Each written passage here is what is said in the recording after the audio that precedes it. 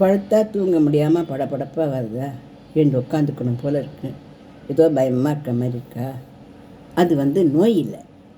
அது என்ன அப்படின்னாக்க, நம்ம உடம்புல ரத்தம் குறைஞ்சி போயிடுது, அதாவது அனீமிக்காக இருந்தோம் அப்படின்னாக்கா அந்த மாதிரி படபடப்பாக வரும், ஒரு மாதிரி பயமாக இருக்க மாதிரி இருக்கும்.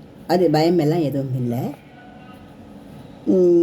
பித்தம் அதிகமாகிட்டால் கூட அந்த மாதிரியா பிரச்சனைகள் வரும்.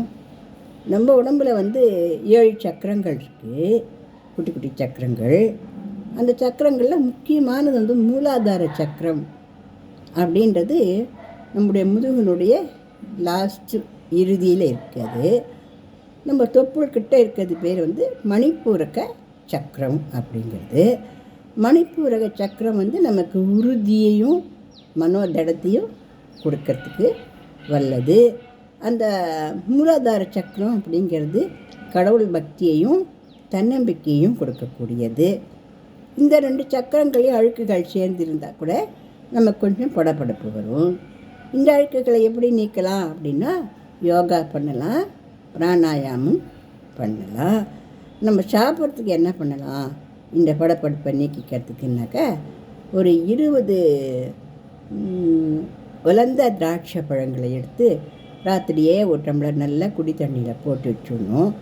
ஒரு டம்ளர் தண்ணியில் காத்தால் எழுந்ததும் அந்த பழத்தை எல்லாத்தையும் நல்லா கசக்கிட்டு அதில் ஒரு அரை ஸ்பூன் சீரகத்தை பொடி பண்ணி போட்டு காத்தால் அதை குடிச்சிடணும். காத்தால் மறுபடியும் ஒரு டம்ளர் தண்ணியில் அரை ஸ்பூன் சீரகத்தை போட்டு வச்சு நைட்டு அதை குடிச்சுன்னு வரணும். ஆனால் இது முதல் உதவி தான்.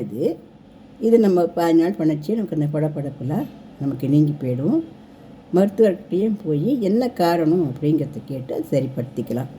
பயப்படக்கூடிய ஒரு விஷயங்கள் இது இல்லை. அதனால் பயப்படாமல், ரத்தம் குறைவாக இருக்கா, இல்லை பித்தம் நம்ம உடம்புல ரொம்ப அதிகமாக போயிருக்குதா,